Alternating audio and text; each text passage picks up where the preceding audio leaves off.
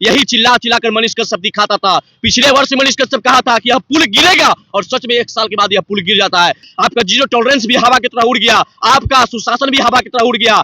अगर यही पुल उद्घाटन के बाद गिरता तो सोचिए कितने लोग मरते, कितने लोग इस पुल के अंदर दब के मर जाते। नीतीश कुमार जी, जमीन बेच के लोग अमीर हो जाते हैं, लेकिन नर्क में लोगों को अकेला जाना पड़ता है। और नर्क में जब जाएंगे तो यमराज आपसे सवाल पूछेगा, उसमें आप दर दर की भटके खाएंगे, रोएंगे, क्योंकि सत्ता का अहंकार ढेर दिन तक किसी को न रहा है और न रहेगी। और ये याद रखिएगा, बिहार की जनता के साथ ये कहीं न कहीं जो अन्याय हो रहा है, इसका एक दिन आपको खमियाजा भुगतना पड़ेगा। पुल पे चढ़ने पे लोग डर रहे हैं, पुल के नीचे चलने पर लोग डर रहे हैं। मुख्यमंत्री जी, लोगों के अंदर डर का माहौल है कि 2 गार्ड जो पुल की देखभाल कर रहे थे, वो 2 गार्ड लापता है। देखिए, भागलपुर में गंगा नदी पर बन रहा 1700 करोड़ का पुल स्वाहा हो गया। उसके बाद बिहार की राजनीति में उथल पुथल मच गया है। लगातार बीजेपी वाले नीतीश सरकार पर हमलावर हैं और काफी मुद्दा गर्म हो गया है। और इसी मुद्दे पर बातचीत करने के लिए हमारे साथ युवा नेता पुरुषोत्तम राज जी हैं।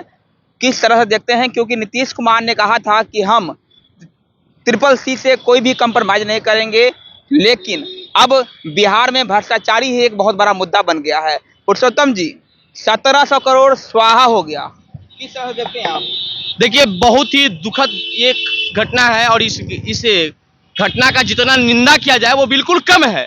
और बिहार में खास तौर पे जिसका मुख्यमंत्री जी अपने करे लफ्जे के भाषण में ये कहते हो कि 2005 से पहले जो राज था उससे बेहतर राज हम बनाने आए हैं, मैंने जीरो टॉलरेंस पे काम करने आए हैं, भ्रष्टाचार को मिटाने आए हैं। और उसी बिहार में अगर एक ही पुल 2 बार गिर जाता हो, और ये देखिए वरुण जी, बहुत बड़ी मामला है। ये 1700 करोड़ रुपया जो लगा है, 1710 करोड़ रुपया जो लगा है, और उसके बाद 500 करोड़ रुपया जाति जनगणना में खर्च हो, मतलब कुल मिलाकर 22 करोड़ रुपया 1 महीना के अंदर जनता का टैक्स के पैसा एक तो गंगा नदी में प्रवाहित हो गया और दूसरा हाई कोर्ट में समाहित हो गया। तो ये कहीं न कहीं देश की जनता के साथ खिलवाड़ हो रहा है, राज्य की जनता के साथ खिलवाड़ हो रहा है। और हमारे राज्य के मुख्यमंत्री जी ये कहते हैं कि बिहार गरीब राज्य है, बिहार पिछड़ा राज्य है। तो भाई, बिहार गरीब सब दिन रहेगा, बिहार पिछड़ा सब दिन रहेगा जब इस नीति पे आप काम कीजिएगा। जब 1700 करोड़ रुपया का पुल आप नहीं टिका पाइएगा तो आप कैसे उम्मीद से कह सकते हैं कि मेरा बिहार बढ़ेगा, मेरा बिहार आगे जाएगा?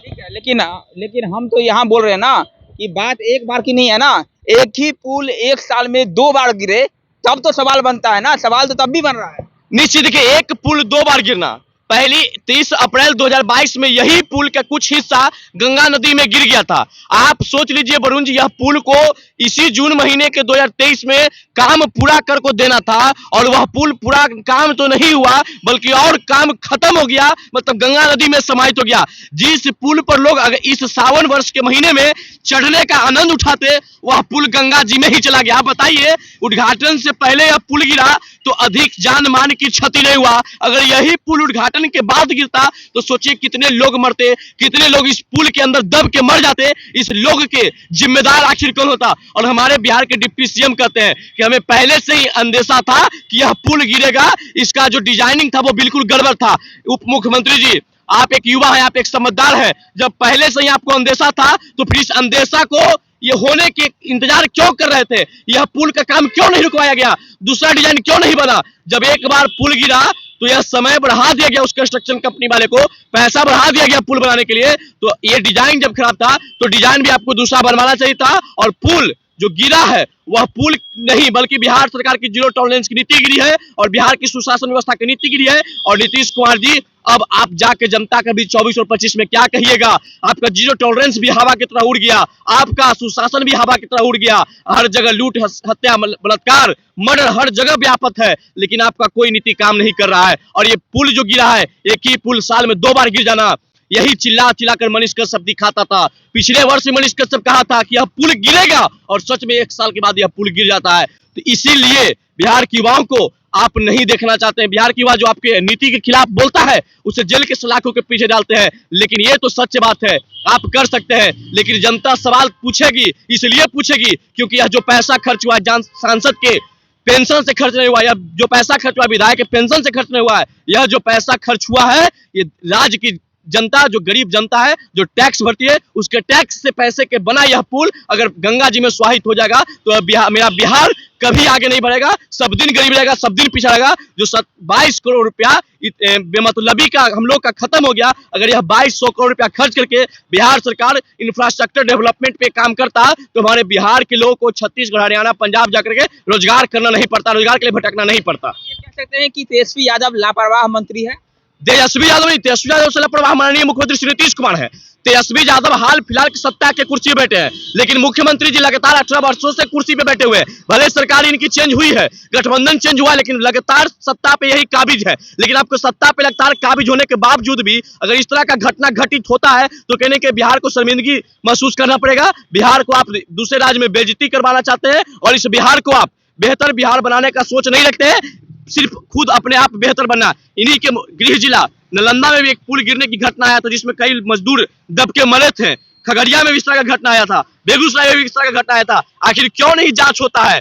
जब ये कंस्ट्रक्शन कंपनी अच्छा काम नहीं करता है तो इन्हें बार बार बिहार सरकार पुल निर्माण करने का कार्य क्यों कर देती है? आखिर इस कंपनी के किए गए जितने भी पुल का कार्य बिहार में है उस सारे पुल को जांच करवाइए। अब लोग को तो मन में डर बैठ गया है, पुल पे चढ़ने पे लोग डर रहे हैं, पुल के नीचे चलने पर लोग डर रहे हैं। कब जाने यह पुल लोग के नीचे आ जाएगा, उसमें लोग दब के मर जाएंगे। मुख्यमंत्री जी, लोगों के अंदर डर का माहौल है, कृपया इसकी जांच करवाइए, दोषी लोगों पे कार्रवाई कीजिए और ऐसे कंस्ट्रक्शन कंपनी के संपत्ति का भी जांच कीजिए, ऐसे कंस्ट्रक्शन कंपनी के काम जो किए गया कार्य उसका भी जांच कीजिए कि आखिर इस तरह से अनियमता क्यों बढ़ता जाता है, क्योंकि उस पर जनता को चलना होता है और बीच गंगा जी में बन रहा है पुल। सोच लीजिए अगर गिरेगा तो लोग ऐसे भी उनकी लाश तक के पता नहीं चला गंगा में कहां समाहित हो जाएगा। और देश की सबसे बड़ी प्रिंट मीडिया अमर उजाला ने यह खबर छापा है कि 2 गार्ड जो पुल की देखभाल कर रहे थे वो 2 गार्ड लापता है, उनकी भी आप खोजबीन करवाइए। हालांकि एसडीआरएफ की टीम कार्य कर रही है, लेकिन उनकी खोज करवाइए और उनके परिवार वालों, अगर किसी तरह की घटना उनके साथ घटित हुई है, अगर इस तरह का आपको प्रतीत होता है तो उनके परिवार वालों को आप आर्थिक मुआवजा देने का कार्य करें। लेकिन सवाल तो ये भी है ना कि आप जांच बोल रहे हैं, जांच करवाइए, जांच करवाइए। अगर सरकार के ही अधिकारी कमीशनखोरी करेंगे तो फिर जांच आपको लगता है कि सही जांच हो पाएगी? नहीं, देखिए सही जांच होता तो यह पुल 1 साल के बाद नहीं गिरता। पिछले वर्ष जब कुछ हिस्सा पुल का गिरा था उस समय अगर अच्छे तरीके से जांच का निष्पक्ष जांच हो जाता, स्वतंत्र तरीके से जांच हो जाता तो यह जो पुल आज गिरा, संडे को गिरा, यह पुल नहीं गिरता। ये सच बात बता रहे हैं। भ्रष्टाचार व्यापक है, इसमें संवेदक का कोई गलती नहीं है। संवेदक से उनको ठेका देने, मैंने टेंडर कराने से पहले इतना रकम मांगा जाता है, इतना परसेंटेज मांगा जाता है कि कोई भी संवेदक अपने खेत बेच करके काम पूरा नहीं करेंगे, बल्कि वो भी काम इसलिए करते हैं कि मेरा घर परिवार चले, मेरा परिवार चले, मेरा विधि व्यवस्था चल सके। परिवार चले तो आप किसी का परिवार उजाड़ दीजिएगा क्या? ये तो सरकार से सवाल होनी चाहिए, ये तो अधिकारी से सवाल होना चाहिए। प्रत्यय अमृत जी उतना पुराने आईएएस अधिकारी है, उतने दिन से विभाग का कार्य संभाल रहे हैं, अगर फिर भी इस विभाग में सुधार नहीं हो रहा है तो इनको तो पद से इस्तीफा देना चाहिए, इनसे तो पद छीनना चाहिए, इन पे भी जांच होना चाहिए। आखिर क्या कमी रहा कि वह पुल गिर गया?